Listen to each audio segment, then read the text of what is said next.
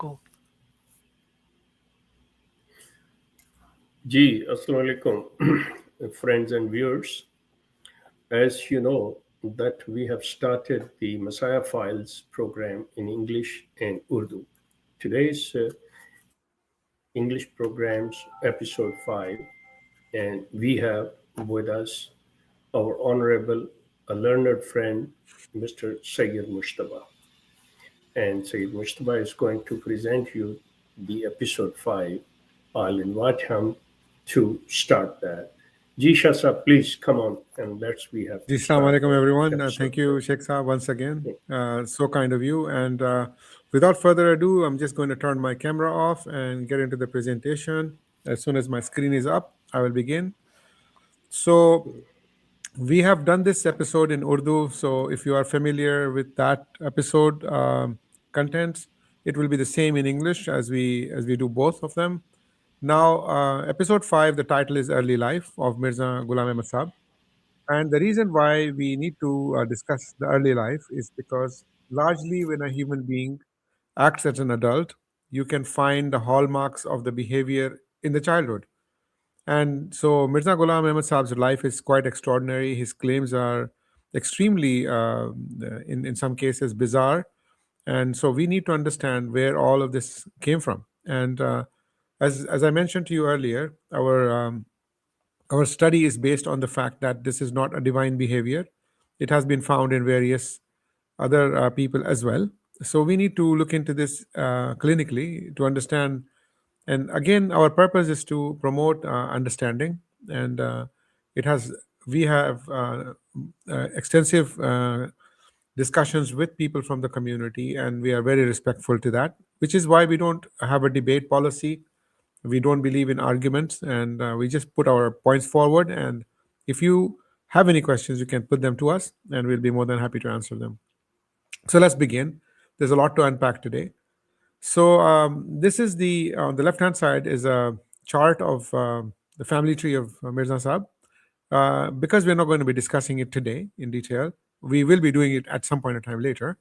So I have just kept this as a reference. Of course, you can't see it clearly. Now, the people we are interested to look at today basically are Mirza Ghulam Murtaza, the father of Mirza Ghulam Ahmad Saab, and his mother, Charag Bibi. We are not going to be discussing her much today, but as a point of reference, her name is Charag Bibi, the mother. And he had a brother by the name of Mirza Ghulam Qadir, who was older than him. We don't have exact accounts of the age difference between the two, but Mirza Ghulam Qadir was an older brother to Mirza Ghulam Ahmed. Interestingly, the name Jannat mentioned over here is a sister that Mirza Ghulam Ahmed mentions, a twin sister. She was born merely seconds with him. The difference of being born was in seconds. According to him, she didn't survive, but we have not found her name in any of the family trees, in any of the literature. So this is a point to be noted, which we will be covering later on, as to why the motivation to bring a sister into the mix is needed. There's another name of Mirza Imamuddin, who's the cousin of Mirza Ghulam Ahmed, and this is a character we'll be talking about today as well. So this is all that we need to know about the family of Mirza Ghulam Ahmed. He was born in Gurdaspur, India, 1839. So the father of Mirza Ghulam Ahmed, Mirza Ghulam Murtaza, worked for the British government, and we'll be discussing him later on. So I will not get into that detail now. But he was a loyal person to the British Raj, and as a result of which he received number of incentives from them. And um he wasn't a zamindar, which basically he wasn't collecting taxes and so on, that we know, but he did own significant portions of land in his name. And the British also provided protection for, if you can call it, immunity of confiscation, so they will not be repossessing the land. So he was given that, and he received a pension, which is payment for the services. And so this indicates that this family was a noble family in some certain sense of the word, and was in a decline. So they weren't actively zamindars, and as a result of which they probably were in a state of diminishing wealth. Now we will talk about that, And so we we need to know the basic background of the household in which Mirza Ghulam Ahmad Saab was born.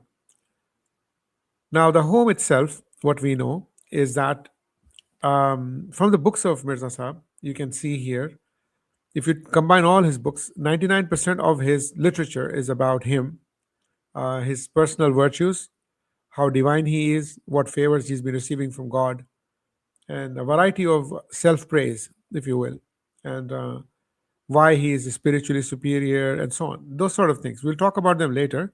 So, as a point of reference, that's what 99% of his books are. Um, his father is mentioned in some areas, and when you look at how he mentions his father, is always critical, and it's essentially that he spent so much money, he spent so much time, he did this, he did that. So invariably, those are critical things, complaining about the father. That's what he's doing. And I did not find any account of him mentioning his mother or his brother or any of the people who helped raise him. Of course, he must have been raised in a household. I mean, even a maid, even a caretaker. There's no mention. In fact, there is no gratitude narrative in his books for anyone. This is quite telling because when you want to look into somebody's home, you would like to look at their writings as to who they are more closely aligned to, who they affectionately talk about. In this particular case, he doesn't. Now, when we look at the household slightly into how they inclined with the religion, because they were Muslims, we don't expect them to be radicalized because they were working for the British people, but we want to see some behaviors of essential Islamic practices. So performing Hajj is an important one, and we don't see his brother, father, or himself doing a Hajj at any point in time. They never performed Hajj. Okay, Umrah, no. Visited holy cities for any purpose other than pilgrimage, and remotely, no, that didn't happen. Memorizing Quran, obviously not. Formal education in Islamic studies, Mirza Ghulam Ahmad received very basic education. We'll see that now. Supported the Muslim community or the community generally. We see that Mirza Ghulam Ahmad Sahib was a divisive figure, and he broke off and started his own Jamaat. So that I don't think aligns with Muslim community or the community itself. In fact, his actions led to alienation from a variety of sects, including Sikh and so on. Uh, so we'll talk about them later. His father was aligned to the British, and so we'll talk about him later. But he wasn't really supportive of the community, Muslim or otherwise. Known for charity, didn't find anything in there. Known for leading prayers or active in the circle of this area, no. Ideological framework, we know that Mirza Ghulam Ahmad Saab was deeply into his own, fantasy of religion. So more visions and dreams and what have you, ilhamat. So I wouldn't really call it ideological framework of the deen, but he had some theistic religious inclinations in there. His father was a skeptical person of religion, and he didn't show any affinity to it. I mean, his brother was also described as irreligious. So that's the household that we know of. We talked about Hajj. So let's look at that as to what really was going on. So from the period of 1850s to 1870s, an average of 5 to 7,000 people from India traveled for Hajj. In the 1880s, about 10,000. So the number keeps rising. I was able to find some cost. 45 rupees by Thomas Cook was the average cost for traveling to Hajj. It's not a lot compared to cost of living there was little high, but as you shall see, the family of Mirza Sahib was easily in the position to go for Hajj. So it wasn't an economic thing that they didn't go for Hajj. So we'll look into childhood, but before we do that, just let's consider childhood as generally what it means for cognitive development. A human baby and the baby of a monkey, they are very, very close to themselves, in the sense that the primates, which is the monkeys and so on, they are our cousins, as they say, and they have similar physiological and neurological um, development at the birth and a little bit at the infancy stage. So they have similar organ system, sensory pathways like viewing, hearing, everything is same. Uh, the reflexes are the same, limbic structures, everything is the same. Virtually, they are the same. But the human baby grows up slightly differently. The baby of a monkey can learn to be independent very quickly. A human baby takes time. And we develop emotions differently. And that happens because of the psychological plasticity in humans. We develop them at regular intervals. So there are influences, and we use the influences to develop these milestones, and we'll talk about them now. So at different times in our lives, we develop different things. And the brain is fully developed in terms of the organ itself by the year five, and the pattern of behavior keeps developing. Certain things come to us late, some things comes to early, and they start developing. So between the ages of 2 and 6, it's important to know that children learn to take others' perspective, the theory of mind. You can check that out. So they begin to understand the feeling of other people. They can see a mother crying, they go to console them. I mean, we've seen lots of videos of sharing and so on. So the kids at this age are learning that. That's because the human brain is now starting to understand there are other people and other people have feelings. So it's a pro-social empathy, like comforting and helping others. So we can see these things. So these are high level things. From the age of 7 to 12, normally we note, I'm going by some of the things we're going to talk about, not everything extensively. So you may find, okay, there are other things that kids learn, but I have not covered them in here. And empathy is an important aspect of our development. So we learn that. And so 7 to 12, they already develop some feelings of the others. Now it expands. It goes from family to peers to teachers and even strangers, neighbors, friends. They're really cute videos of kids fighting and then they go hug each other and so on. So this is all part of the empathy development. And so moral reasoning also develops at this time, like why this matters, why doing wrong is considered universally wrong. Because you can tell a child what is wrong, but for the child to be able to understand what is wrong is important. And this starts to happen 7 to 12 years. 13 to 18. So now identity is an important part of development. Now you know who you are, you know where your community is, and all of those things come into play. So like teens start showing compassion, like justice, social causes, environment, protecting animals, and so on. So they are developing that sense. They were developing the moral reasoning earlier. Now they're applying it, if you will. So they start to develop lots of other aspects of this, such as research points to this, that we are fully capable of making decisions based on moral values at this stage. And coincidentally, if you look at Islam, I mean, the way from 7 years to start praying, and after the age of 14, it becomes absolutely as an adult obligatory. I mean, you can see they coincide. So let's go back to 4 and 5 years. Imagination and meaning. This is important because kids develop high level of imagination at this stage. So they develop narrative thinking. Obviously, kids at this age are also listening to stories and so on, right? And so they develop moral reasoning. So, like for instance, they look into a lot of stories where these things come in. So they start questioning that. So the development is all there.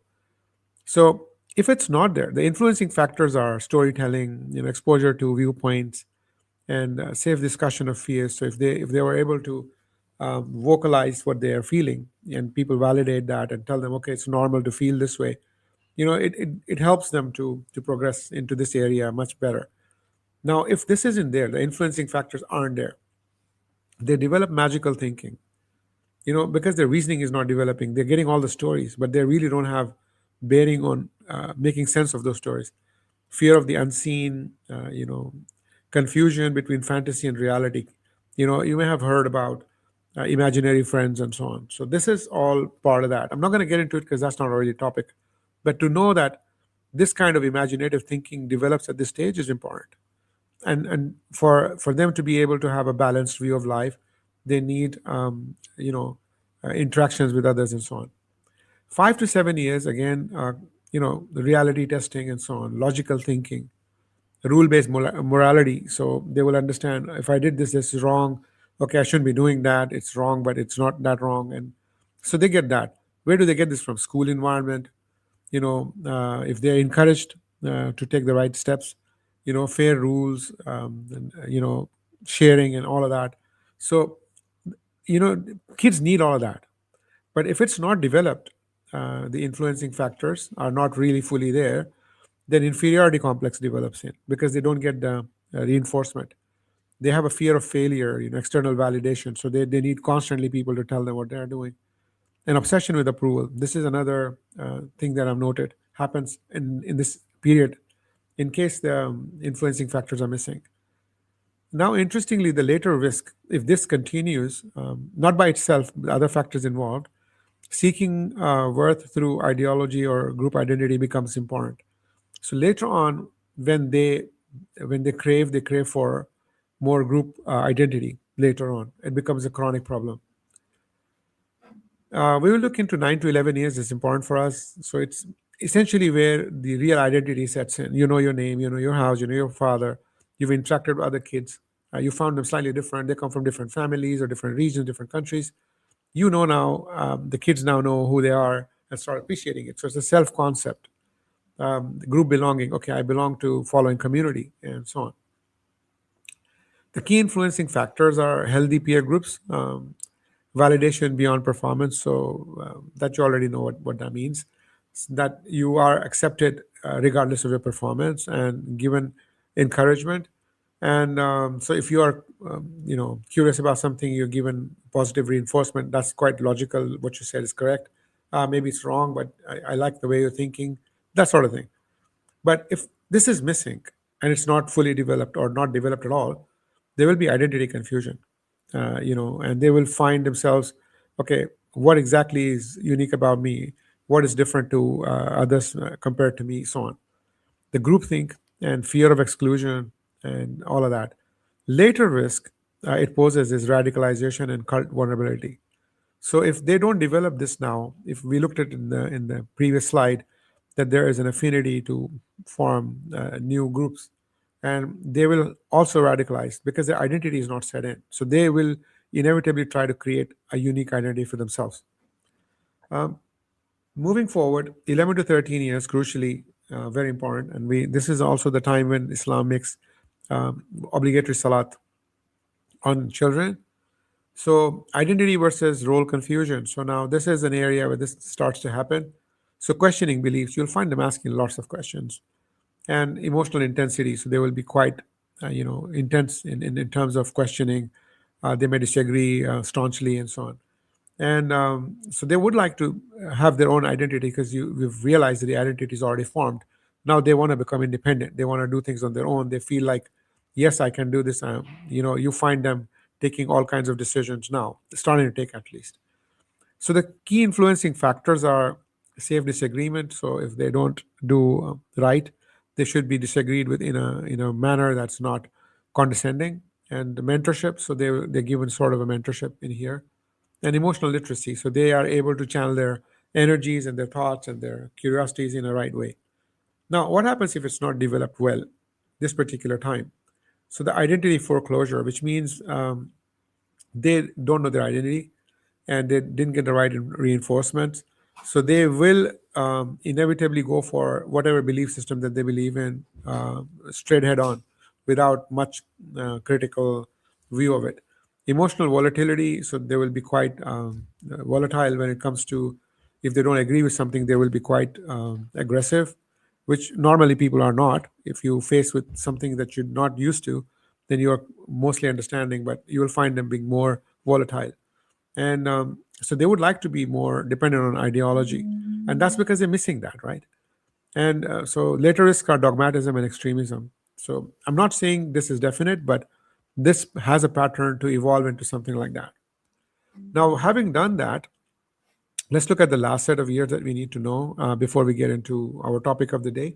It's 13 to 18 years. This is really important time, which is you have formed an identity, have empathetic sense, fair moral reasoning. Everything is in place now.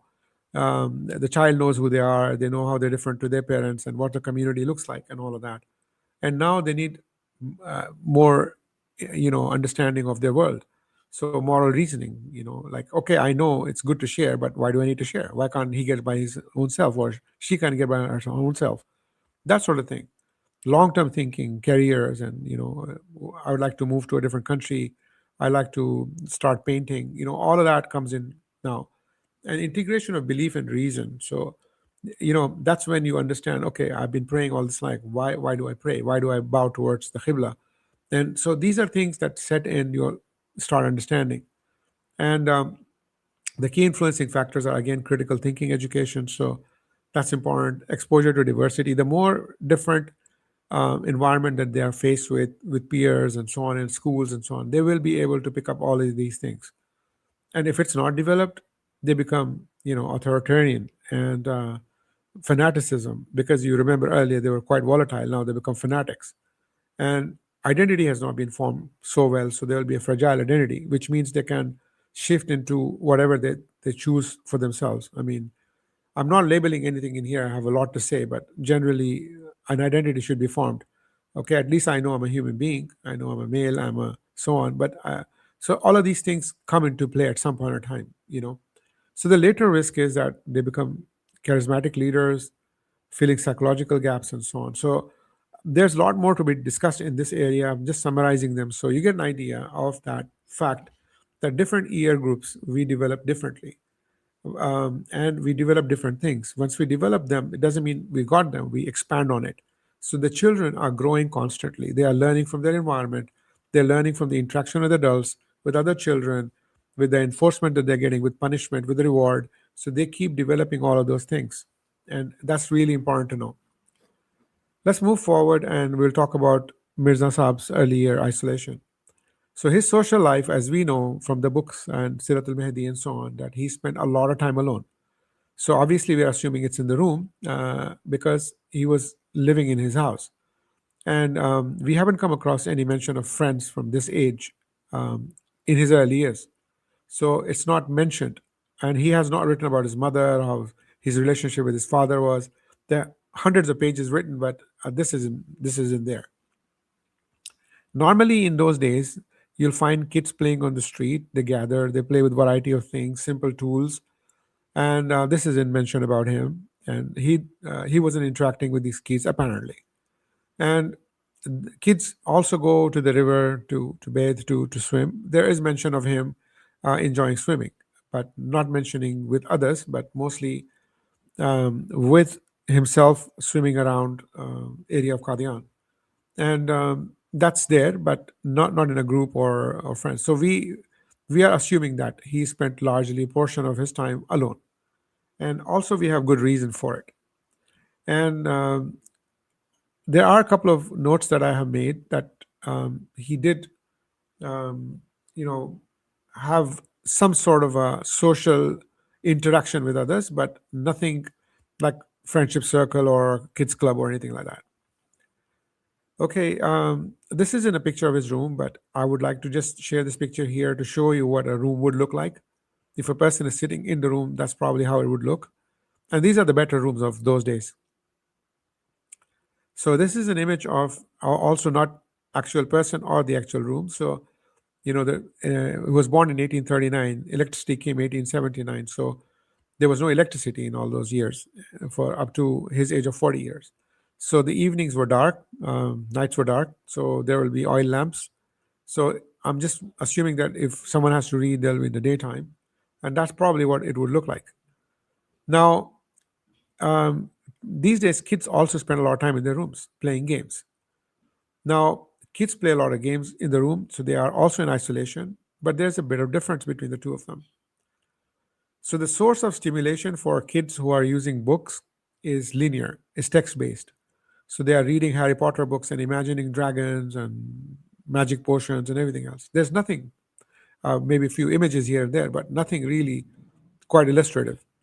Now, it's slow paced because you have to read at your own pace and it's not demanding you to perform certain actions. The book doesn't do that.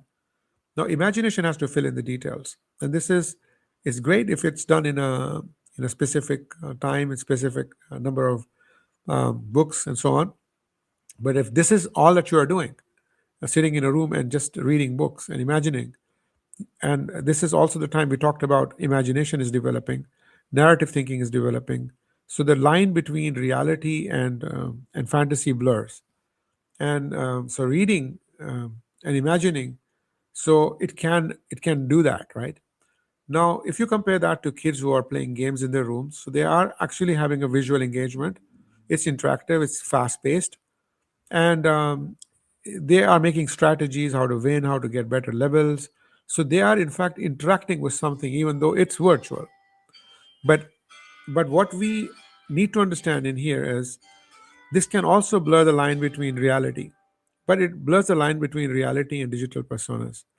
If we now imagine um, people are having digital avatars, they are going into games as digital avatars or different people performing different actions, dance sequences, and what have you. So we continue to learn that we will imagine ourselves as different person. But what I'm trying to allude to here is important, that a person, a child sitting in a room alone who doesn't have much social interaction, reading books and reading books of maybe um, any imaginative thing, they will have their imagination wander off, and that's important to know. Let's carry forward quickly and see the education. So, what we know about education. This isn't exactly a picture of the madrasas at the time, but I thought it's interesting to share this with you here. So, if at all there was a madrasa, this would probably how it looked: a teacher sitting at the end, and kids sitting with their books and reading. That's how the schools would have looked like. Now, what we know about Mirza Sahib is that his father had appointed a teacher to come and teach him at home. And so the teacher would come home and sit with him and teach him in his privacy. That's what needed to be discussed here. So the education, what we know, the summary of it is that from the age of 7 to 10, roughly 10 years, the teacher's name was Fazl Ilahi, and he was teaching Quran and Farsi. So you can imagine a child of 7 years to 10 years is not really learning Quran as you would imagine one. It's basic Quran, learning how to pronounce, how to read with tajweed, maybe, and Farsi, maybe initial first steps of the language of Farsi. Then Fazal Ahmed came as a teacher, and 10 plus, the age is 10 and above. So at this time, instead of Farsi, Fazal Ahmed was teaching him Arabic grammar. Now, Muzakkar, Muannas, Zalika, Tilka, these are the initial Arabic grammars that people pick up. So these are probably the things he was learning at the stage. And that's 10 years, so you can understand. And 18 plus, he had a teacher by the name of Gul Ali Shah. And this teacher was also continuing the Arabic grammar that he started with Fazal Ahmed. And he also, interestingly, was teaching him Greek medicine. Now, for an 18-year-old to learn Greek medicine sitting at home, I'm not sure. I haven't researched that part, but I'm questioning the viability of applying that medicine, the knowledge really. Now, some notes here are after his studies with Gul Ali Shah, Mirza Ghulam Ahmad Saab was reported to have basic spoken Arabic.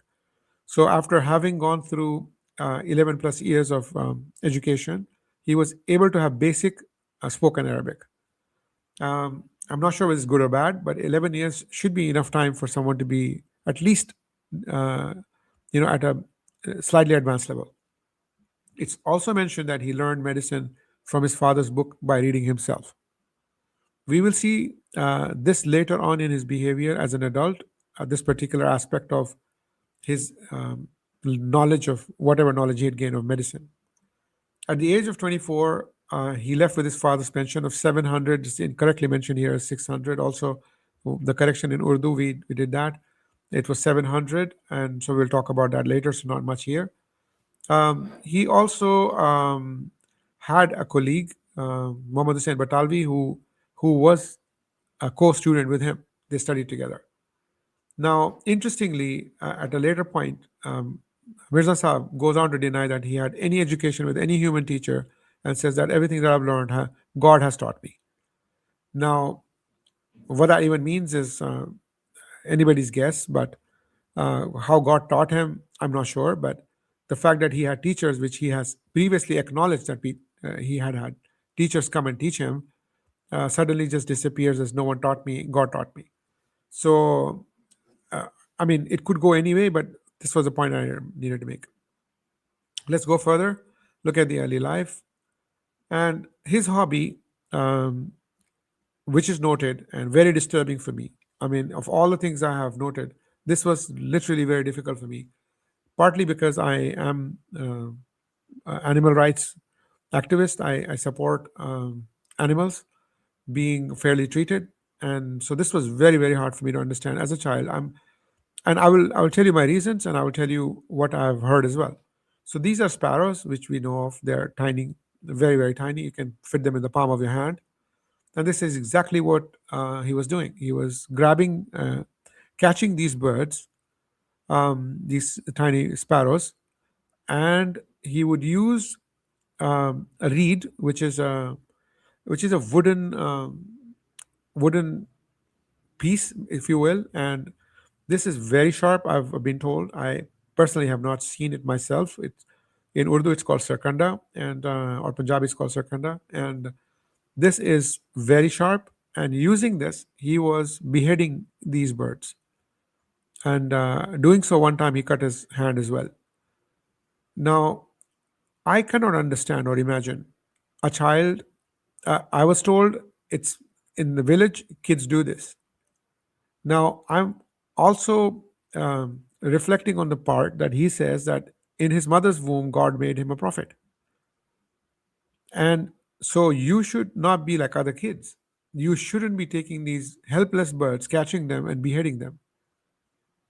You know, it's very difficult for me, really. I know I have researched this. I'm not trying to make it much worse than it is by saying that kids who have habit of mutilating dolls and so on, they eventually, and this coupled with the fact that there's no empathetic development, it makes it very hard not to see the significance of this. This isn't really a hobby I had. I never had this hobby. I don't know of anyone in my family who had this hobby. I don't know of a friend who had this hobby. I've been to school, college, university. I never heard anyone do this.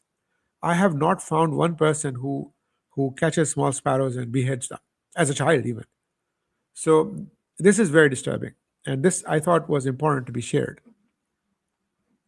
The physical condition that we know of him, that he had a falling incident and damaging hand. This is before his age of 15. So he was trying to climb a window, apparently fell down, broke his wrist. This is in his x-ray, but just to give an idea, I don't know what the extent of his injury was. This is just an idea that he broke his wrist. And throughout his life, he struggled to even sometimes hold a full cup of tea. Now, how heavy is a cup of tea? And if a person is unable to hold it, we know that bones heal very fast, especially young. So I'm assuming that there's a nerve damage to the hand. So all that is in question because this person has gone ahead to write hundreds of pages, and so the exertion of writing on a piece of paper using the pen of those days, and the fact that he could hold a cup, all of that is questionable anyway. We will be discussing it. So I wanted to mention that this was also part of one of his disabilities, if you will. Not really truly a disability, but he had that injury. He later developed other sicknesses, which he talks about. So we'll get into them later. But for now, this. Let's move forward. The summary. So we talked about his early years was mostly isolation, reading books, sitting in his room, not too many friends to go out with, and obviously getting schooled at home, so didn't go to a school. Muhammad Hussain Batalvi mentioned that they went, so age is probably later years. So the early years when his moral compass was developing, whereas emotional, empathetic development was happening, he wasn't really getting the influencing factors. And also there is a question that came up was that whether his upbringing in the house was also to be questioned because his father was a military man, not really a fighter himself, I guess, but and his mother we don't know much about, so he doesn't talk about them. So you when you raise kids, even they are alone, I mean there is an influence of the parents. I'm sure there was, but we didn't get to see that. So now, at the age of 15, he got married, and I'm referring to this period here, 15 to 24. So he got married first marriage, and he also had a child at the age of 16. So he's a father at the age of 16. Now, at this stage, there's no source of income. It's not surprising because kids don't usually earn, but in those days they did. They would go help their families out, and they would have some sort of an engagement with income. Now, we look at the age of 25 and above to 32. This is a time when we will look into the 700 rupees pension incident. We'll look into his first job, first and only job as a clerk in the um, court in Sialkot. And also, he appeared for an examination after, which was which was linked to his job, and he failed to qualify. That's important to note as well. And from the age of 32 to 38, he returned home from Sialkot, and his father was desperately trying to find him a job, mentioning to his friends to find him a job. He refused, and he was helping his father to fight court cases. That's what is written. And he spent a lot of time in the masjid. Now, is that a good or bad thing? I have no idea. Now, death of father was in 1876, and to this moment, there is no mention of him other than the Sialkot job that he had done, any source of his income at this stage. Yeah, we look at his age 38 to 48. So he started writing books and making claims. So that's what he was doing. There's also the aspect of him debating. We will talk about his debates in detail later. So this all started here. So he's not focusing on getting a job or getting any further education. The only education he received was the one we mentioned, and he denied that, saying, God taught me. So he basically had no education. And at the same time, he had only one job, and thereafter he has no job. Now, as he grew older, from 49 to 68, when he eventually passed away at that age of 68, he the series of absurd claims had started. I mean, becoming pregnant and all of that was happening. So you can see from this one um, slide that you can see a progression, a sort of progression, and we will talk about that in detail. It's important to mention about marriage. This is in his picture, so I'm just giving as a reference. In 1855, he got married first time at the age of 15. He was 15 at the time. His wife was near about the same age, I believe, or a bit younger, maybe 14. He had a child at the age of 16, as I mentioned. He was a father at the age of 16. He again got married 1884 to his second wife. And so he only got married twice. And the duration between the first marriage and the second marriage is 29 years. So he was married pretty long time to that one woman. And he had two children with. Now in 1908, he passed away. But during this period, even when he was married to his second wife, he kept mentioning marrying Muhammadi Begum a minimum of 30 times. I mean, it's way more than 30 times. But I mean, to say I'm going to marry this woman 30 times is pretty insane, because you're talking about somebody who refused and rejected you as a potential. And then you keep going on about one way or another to get through the door to get married to that woman. I mean, I can't imagine the horror that that girl must have been through, but we will look into that later on, because that's really a episode we'll be doing. And he mentioned he will have other wives. So, Khawateen Mubaraka or Mubarak Khawateen, something of that nature is mentioned, that he will have more blessed wives. So he literally had an indication in his writings of, more marriages, essentially. So I needed to mention this, that marriage, he started early, so it's also part of his early years. Some observations. Childhood isolation, we talked about that. It's proven, and that he had childhood isolation. If you have seen a child who's been isolated these days, you'll find them behave slightly differently. And this is very normal, right? And so spending most of his time in a room it's a massive red flag. I mean, in those days, not enough electricity to go around. There's no electricity actually. So the nights are dark. So you're not going to go out and play in the night. So only daytime, and in the daytime, you're not going anywhere. So that would be concerning, that if you spend that much time alone and in the house all the time. So you will be observing only the woman, because the men would all go out and work, I guess. Children normally, as I mentioned, build empathy through play, conflict, and bonding with others. So since there are no friends, socializing, that's not really happening. So empathy is not really developing. We'll see that later on in his life. So if he was cut off, he would have missed social learning. We understand that. So isolation of this kind produces narcissistic fantasy worlds. So what does he have? Books. So, have you looked at any of these? My favorite is Lord of the Rings. I can't imagine a person sitting down writing all of that Mordor and all the names and characters. It's all in the head. A person's imagination can absolutely be incredible. And so, this is, the inward looking child at this stage. Yeah. I mean, looking into his own imaginary world. I mean, and thinking of himself as, okay, I'm so and so, and that becomes a concerning thing. So the isolation alone just leads to all of these things. So the early marriage is very important for me. If a person has not fully developed empathetically, and then you bring a woman and say this is your wife, and then a year later your father, it's all just like buying toys every Christmas. You don't understand the value of human connection with that toy, right? I have watched videos like when kids they're sleeping, their parents bring them a pet, they open their eyes and they see the pet, they start crying because they've been looking forward to it. They always wanted to have one. So it's an emotional engagement. Now becoming a father at 16 means he was still developing and he was emotionally immature.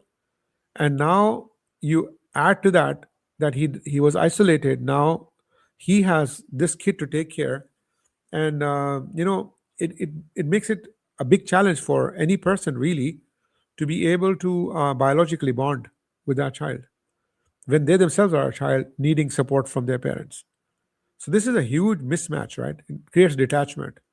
And the science shows that up to the age of 25, the prefrontal cortex, responsible for responsibility, is still developing. So at the age of 16, as a father, I think it must have been quite challenging for him to accept the child, to understand what's going on in his life. And all that changed so fast.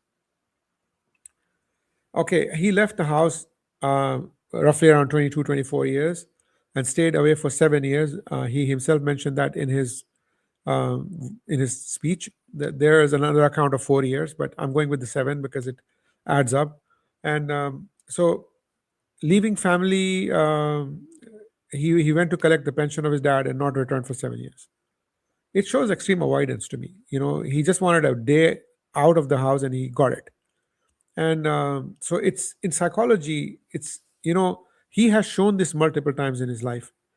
He avoided situations he was uncomfortable with for one way or another. We will talk about a couple of things, and one of them is pretty disturbing. Is how he dealt with difficult decisions and difficult situations. He just avoided them, and he would completely disregard what his obligations were just to avoid that situation. It's a person getting a credit card bill, having spent all the money, doesn't want to look into the bill. So you're going to pay for it, but you just don't want to look at it today. So the attachment theory would probably work in here. So he avoided all of that. So there's a bit of detachment down here, right? And so he preferred being alone. I don't know what was his pressure to get married. Maybe it doesn't mention that he liked the girl or he asked for the marriage. As a custom, maybe he was forced into it. So he never really truly believed in that. He never really liked her. There are many cases like that. The kids are forced in, they just don't appreciate it, and then it doesn't work. So, I mean, if you look at his writings, he's busy creating his own persona and so on, rather than. I mean, quite a few things to be discussed in this area, but that's an important thing. Look at the pattern down here, right? So, lack of early social bonding leads to poor empathy. We know this. So, instead of bonding with people, he bonded with fantasy and self-image. Of course, I mean, he had books. He was thinking. Married and father of 16, too early, not emotionally mature. Early fatherhood without emotional maturity means disconnect from his own children. Obviously, he's not going to be able to connect. Going away at 22 because he was not able to face the situation as an adult. So when stress came, he left. That's what he did all his life. Whenever he was faced with an uncomfortable situation, he found a way out. So he grew up, in my opinion, emotionally stunted, unable to perform genuine attachments. And he showed that throughout his life. And we will be discussing that. So his parents, children, wives were all like functional relationships. They were all part of a function. It was not an emotional relationship, and we will see that. So that's the pattern, right? Okay, general observations. So his education from age 7 to 18, normal competency would be fluent language skills. He had basic. He worked for 3 years and went for the exam Mukhtar. This is incorrect. Malawal Mal is not the name here. It's Bhimsen. His colleague Bhimsen passed, and he did not pass. So I'm just assuming that he either was not a keen learner or he lacked the ability to learn. He learned other things, obviously, but education was something that he was not showing very for strong position for. So pension incident, we'll talk about that now. This is in his picture, so please don't jump to conclusions. I'm just giving you as a reference of how one person might have looked at that age. So this person goes to the dad, and the dad says, "Listen, I want you to go and collect my pension from the office." And they said, "Yeah, sure, dad, I'll do that." He goes. The story goes from Sirtul Mehdi that his cousin Imamuddin, if you remember, we talked about him earlier. Imamuddin then joined with him and went along. And I I was told that the office where he went to collect the pension, even the chairs that they sit on, needed to have a permission to sit on. So imagine the person handing the money out to the person. They would need valid document, authorization letter, and all that because it's a British office. It's a pension. It's not anyone can walk in and collect money. It's not going to be that way, right? So the definitive part is Mirza Ghulam Ahmed collected the 700 rupees, the pension money of his dad. Now the story goes, according to Siratul Mehdi, that Imam Din, the guy who joined him, then took the money from him and then spent the money. So I'm not going to get into all of that, but my imagination is 600, 700 rupees in those days is essentially of today $300,000, like that kind of money. Uh, I, we were doing some maths the other day that 1 kilogram of meat was, you know, one anna, and there were in 1 rupee 16 annas. So this is 700 of them. So you can imagine meat in those days was so valuable. So it probably was the most valuable commodity. And today's day and age, I was told that's about 1,200 rupees in Pakistan a kilo. So you can compare the value of the money, not just how much money it was, to what it could have bought. And there was no way to spend this money. There was no way I can foresee that this money could have been spent by one or two people. But that's exactly what happened. So they went about doing their thing for no less than one full year until that entire money was spent. I look at it, from a prudence point of view and see, okay, you have spent 30 rupees today. Okay, what did you do to spend 30 rupees? It's a huge amount of money, but you found a way to do it.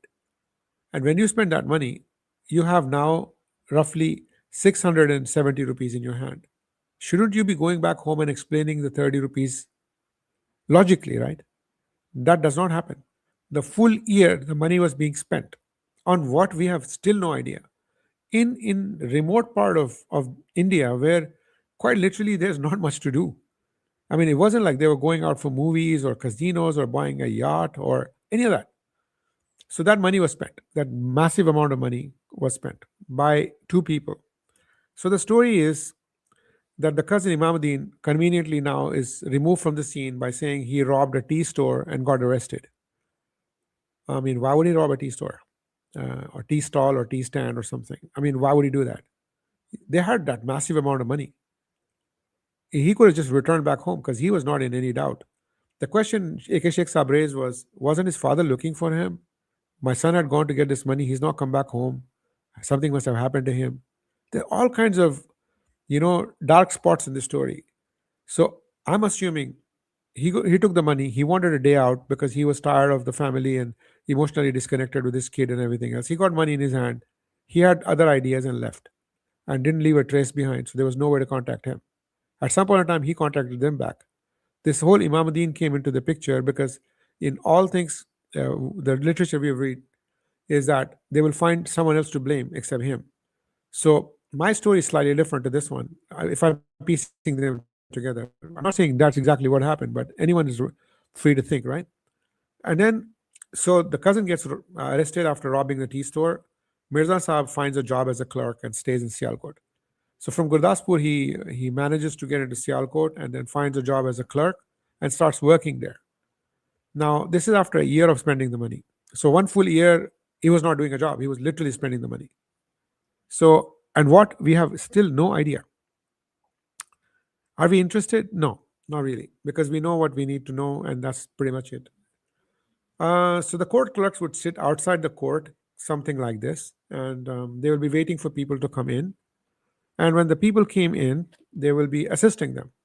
The requirements to do this job is Farsi, which we know he started learning earlier, Urdu skills, which I'm sure he had, and the salary was 15 rupees per month.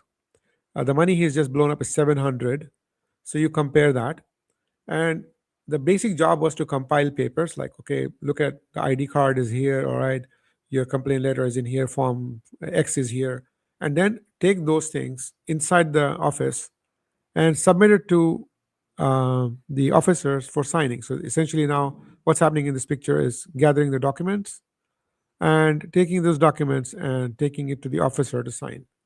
So that's basically filing papers. Please remember this story very, very well. He did this for a few years, this job, writing, signing, and signatures with a pen. It's very important. It's going to be very important later on. And so, indexing, drafting, these are some of the things you would need to know. You would need to know how to place an argument because you're working in a court. Court is all about arguments. It's also called arguments. You present your arguments, verbal or written, however. So when you see a colonial court, it's a British system. So all that comes into play later, but for you to understand that. Then again, he went for this exam, Mukhtar exam. So I was told it happens like this. They will be seated on the floor on a mat, and there'll be invigilators looking at them, and they'll be giving the exam. So after 3 years of work, he sits for the exam and gives the exam.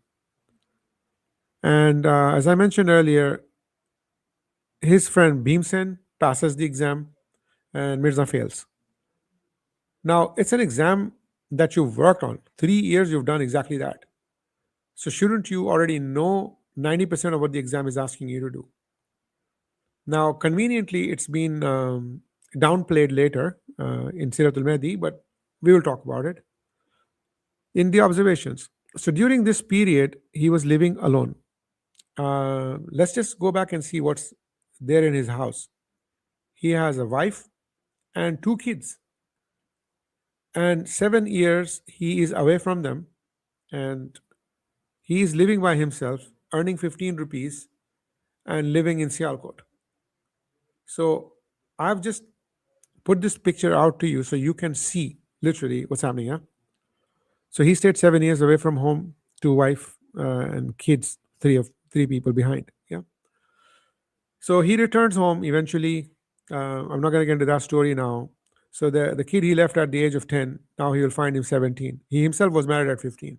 So his son is by that measure past the marriage age when he returned. So he left a child and came back. And he has not gone to Saudi Arabia to work. He was literally in Sialkot. I mean, if he could go, he could even come back. And what I think happened, and it's concerning, I'm sure you have the same thoughts. Observation one, 700 of somebody else's money was spent like it didn't bother. Like, I mean, put your hands up in the air like you don't care. So basically just spend the money and work for 1 month to get 15 rupees. So the first time he held money in his hand, he was not honest with it. I don't see it. Regardless, his cousin snatched it from him. If my cousin snatched my father's pension money, I would go back to my father and complain. I wouldn't run with him for 1 whole year and then find a job. So he worked and realized small money is not worth it. He spent 700 of somebody else's money. And now you're telling him to go all day in the court, listen to all of that, and then walk with 15 rupees at the end of the month and pay rent, food money, and everything else. He said, not doing it. It's not for me. Observation two, when he failed the exam in Sirat al Mahdi, they say it was assumed God has a different plan for him. I'm sorry. This is hilarious. Now, this is 600 is 700. I apologize for the number being wrong here. It's actually 700, so make that correction. So then the question is, why did put himself into this situation, and God particularly of all things? God is forcing him to spend somebody else's money, find a job, work for 3 years, fail the exam, and stay away from family for 7 years because God has an amazing plan for something big for him. So God wants him to first be dishonest with somebody's money, abandon your family because you have a plan.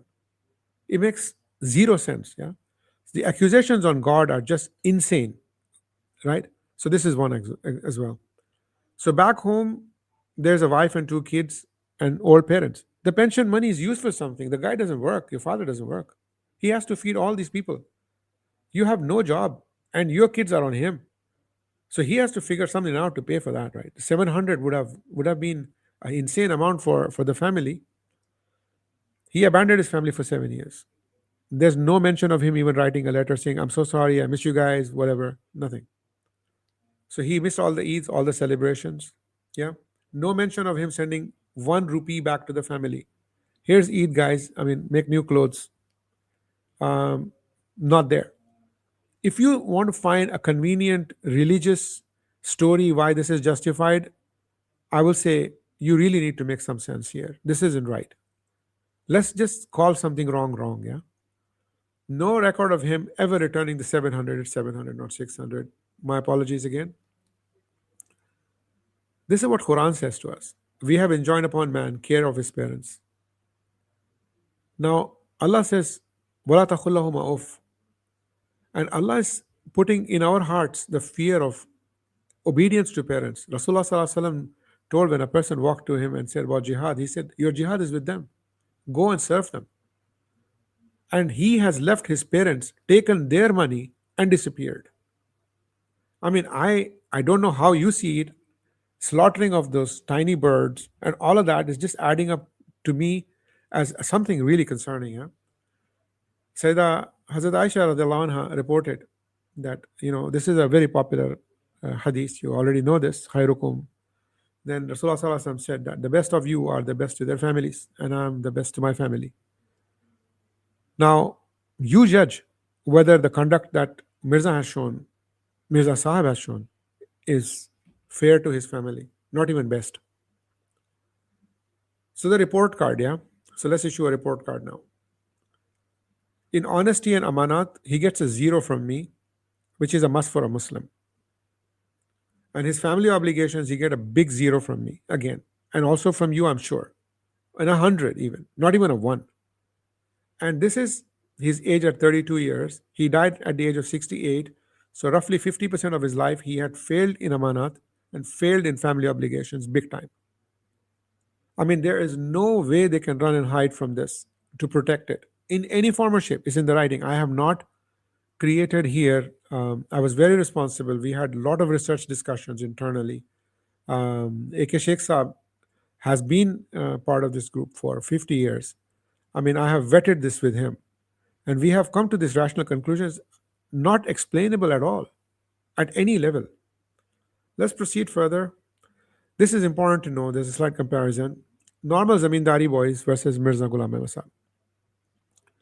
So we're going to take, these are 6, 12, 18 are all years of life. And then we look into education, marriage, family business, the earning stage, the first stage of life, and then self-stability. So the blue represents normal Zamindari boys, other Zamindari boys rather. The orange represents Mirza Sahib. So the education started, we know the initial one, 7 to 10 years. So it's pretty much okay. So they're very close to each other. Marriage, they get married early. We know this. So he got married at the age of 15, and some may get married 17, 16. So also in close proximity to each other. Mirza Sahib did not enter into family business because his father had no business. And so that did not happen. Earning stage, so if a Zamindari boy has entered into family business, pretty soon they'll start getting some money for it. So I'm assuming if they get into the business at the age of 18 or 19, they will start earning by 20. Mirza Sahib started earning much later. After spending the father's money, he went to Sialkot and found a job. So that's somewhere down here, around 24, 25. Now, you can see that self-stability, since these Zamindari boys have started earning, they will become stable. They will start earning, they'll support their families in their business and so on. So they will be invariably able to afford, because they will also have married and kids, so they will be able to take care of that. Mirza Sahib was not in the position. The first known income, not earning, like doing a job, his income is somewhere around this area, late 30s, when he started publishing books. The only time he was earning was the Sialkot, which is marked in here. So you can see the gaps. These are two things that are very close to each other. So I'll say the development with normal Zamindari family is pretty much in line. Look at this gap here, a few years. So they start earning, he started earning late, 15 rupees a month. That's what he was earning. Yeah? Not a problem. Halal income is halal income, alhamdulillah. But he had spent 700. So that factors into this equation. This gap here, self-stability gap, he did not have it. The normal Zamindari boy will have it 25 years. He waited another 10, 11, 12 years before he was able to concoct new schemes of making money by publishing his books. And we'll talk about them. Why this happened is because this is the portion when he came back home and he realized that he's not in a position to earn. He don't want to work and he needs money. He's growing older and kids around him are all doing well. His father is getting older. Of course, he's not going to trust him with another pension money. So that's not happening. So all of those things have combined in here to make him super aggressive about his intention to make money. And we'll talk about that. So I'm not going to discuss that in here, but I'm just telling you where the gas pedal went down and added more power to him to start making money. This is important to know. I have just done this grid. You can take a screenshot and see it later on. So we have a privileged child and underprivileged child. I mean, privileged means zamindari family, underprivileged means from a common background, and underperforming means they are performing as per routine, and underperforming means that they are not performing as per what they expected. So the first one is if the person is from privileged background, Mirza Sahab was, his greatest problem would be that the expectation of the family. So shame sets in that they don't feel right. Okay, my family is done so well. I'm the black sheep in here. Frustration, anxiety, possible defensiveness, lashing out. I don't want to do a job. I'm fine. Leave me alone. All that. And then what is the outcome? They start taking shortcuts because they want to reach to the top now because they have to prove everybody wrong. So bending rules would be easy. It's justified because I'm really not interested. I'm going to do this by my own. These are the other ones. They're interesting if you like to read them later. So summary of age 7 to 32 years. He did not show great aptitude to learn. We've seen that. And no history of progressive Islamic education. He did not go to a madrasa, learn hadith or anything. Never took interest. In fact, disowning all the teachers saying, God taught me. Home life did not prioritize any deen, no hajj, nothing. There's no mention of any of those things. I'm not going to get into them, but you can see that. In Islam, basic character is determined by moral integrity, amana, sidq, istikhama. These are not characteristics of a Nabi, it's a characteristic of a Muslim. This is what a Muslim should be, at the very least of it, right? Anyway, let's proceed further. Up to 32 years, the summary is there's a full-blown case of misappropriation of money entrusted to him. There's no way. Father says, go bring my money. This is mentioned in Sayyid al-Mahdi. It's not even something I'm making up, even in 1%. So he goes, collects the money, and goes on and spends it and stays away. Full-blown staying away. Not even showing back home saying, I'm so sorry it happened. Irresponsible towards wife and two kids. This, I can't even imagine it. I have often spoken about this, that people come abroad and they work and then the families are behind. I say, what are you doing? Go back home. I mean, or bring your family here. Why did you get married then? You should have saved money and married. Like, I mean, why would you bring somebody home and leave them behind just because you have some problem? And, it's all kind of wrong in mixed into one. And he has not shown any inclination to me, honestly, about living a righteous life. I mean, a person who will come back, okay, everybody makes mistake. So he spent 700. Dad, I'm so sorry I did this. I'm going to make it up to you. And this is the money because the pension is not only mine, it's the haqq of my brother, my mother, and everything else. So I'm going to return this money to you. And this was returned. There's no mention of returning the money whatsoever.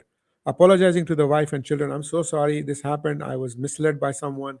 I panicked. I didn't come back home. Now that you're here, I'm going to make it up to you. In fact, the first wife led a massively miserable life. We'll talk about that later. And he continued to disregard her virtually in everything and withheld every single affection that he should have shown to her as a husband, he didn't. And um, if you look at this, we talked about this in the last episode, that the land is cultivated by the farmers, and the farmers are then reporting back to the zamindars who have been given the land with the approval of the British Raj at the time. And this was called a land tax. And we talked about the entire scenario of it at the time. This was a very popular model. Everybody knew it. The Kisans knew it, the people knew it, the zamindars knew it. People benefited from it, people lost into it. This was a zamindari system, and it existed, and it's all there. We talked about it, I'm not going to repeat it. So Mirza Saab needed to make a heap of money very, very quickly. And he knew he was not going to do a job because obviously learning was an issue for him. He didn't want to report to someone else. I mean, all kinds of things. We will talk about his childhood in great detail in the next episode as well, slightly, to show you how lack of empathy, isolation, and inferiority complex, all of them added in to the Swiss cheese model.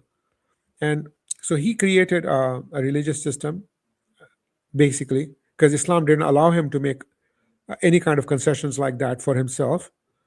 So he had to create followers. Obviously, we'll talk about how he did that and so on in detail. So then he placed himself on top of the followers, much like the zamindars placed themselves over the kisans, the farmers. And obviously, in the zamindari system, the British are ultimately the approving authority, right? So in this particular case, who's going to approve it? So it has to be God, Allah. So then he had no connection with God whatsoever. How is he going to say, God made me on top of you? So he then created a link, a false link with God to then extract chanda and wasiyat from the people in the name of religion. Islam wouldn't allow it. In Islam, there is no system for wasiyat. I talked about that. If you look at cultic behavior, Jim Jones, David Koresh, all of these guys, they ask you for inheritance money and all that. It's all there. Check it out. I mean, all the literature is there. And Islam doesn't demand that. I mean, I'm a Muslim. I don't pay any. If I want to give a donation in a charity box, I do. I'm free to do it. Zakat, it goes to most of the people I know. I hardly, give it to people I don't know, because the people around me who are more deserving get priority, and I don't have to pay them as per what I earn every month.